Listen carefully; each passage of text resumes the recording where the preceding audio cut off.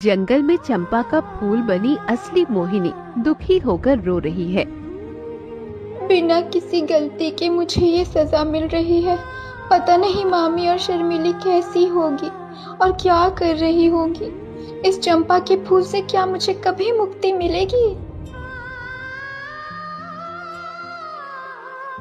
अरे वाह सुमन, इसमें से तो बहुत सुंदर खुशबू आ रही है। आप ये खाना खाकर देखिए नई रानी, खुशबू जितना अच्छा है खाने में भी ठीक उतना ही अच्छा होगा। अच्छा ये बताओ सुमन, क्या राजकुमार ने नाश्ता किया?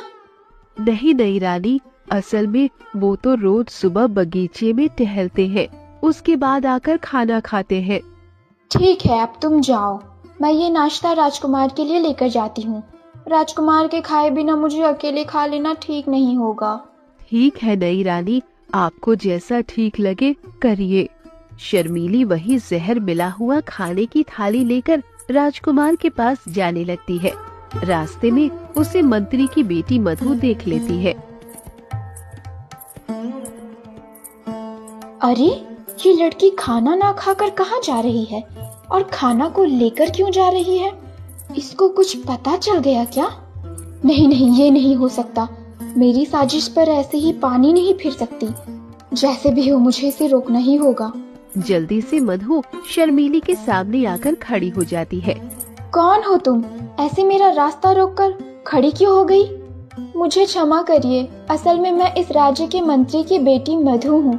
मैंने देखा कि दासी नाश्ता लेकर आपके कमरे में गई थी, लेकिन अब देख रही हूँ कि आप खाना लेकर बाहर जा रही है।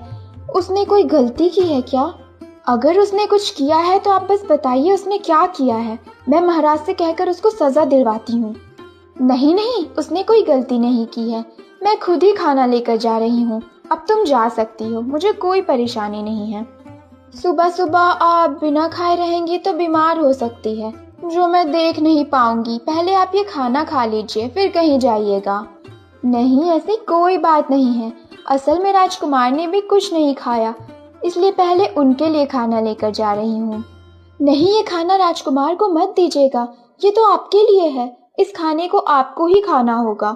मतलब क्या है तुम्हारा? मैं किसे खाना दूंगी किसे नहीं दूंगी, अब क्या तुम्हारी इजाजत लेकर करना होगा? तुम जानती नहीं हो क्या कि मैं कौन हूँ? तुम्हारी इस दुष्टता के लिए मैं तुम्हें सजा भी दे सकती हूँ। क्षमा कर दीजिए, असल में मैं ऐसा बोलना नहीं चाहती थी। मुझे बस आपकी चिंता थी, इसलिए आपको ऐसा बोला। आप जाइए, मैं आगे से कभी ऐसी गलती नहीं करूँगी। हाँ, ये बात याद रखना, नहीं तो मैं अगली बार माफ नहीं करूँगी, चाहे तुम मंत्री की बेटी हो या जो भी हो। शर्मीली वहाँ से चली जाती है, लेकिन मधु वहीं खड़ी परेशान हो जाती है। अब तो सब कुछ मेरे हाथ से बाहर निकल गया। अब ये जहर मिला हुआ खाना अगर राजकुमार खाएंगे तो सर्वनाश हो जाएगा। मैं राजकुमार विक्रम को खोना नहीं चाहती।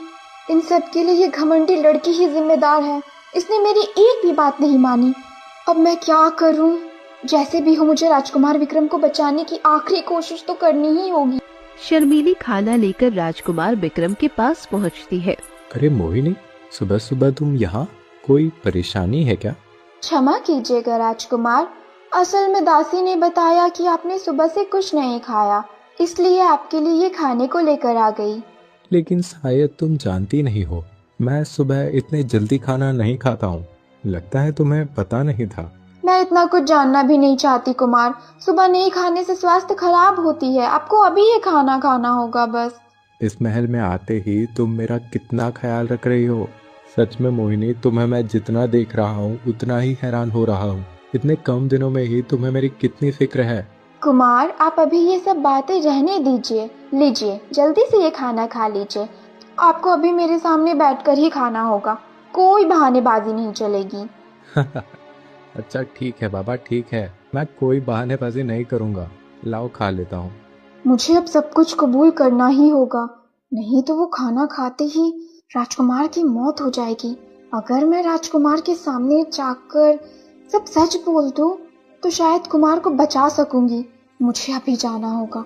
राजकुमार जैसे ही खाना खाने वाले थे, तभी एक तोता उड़ता हुआ वहाँ आता है।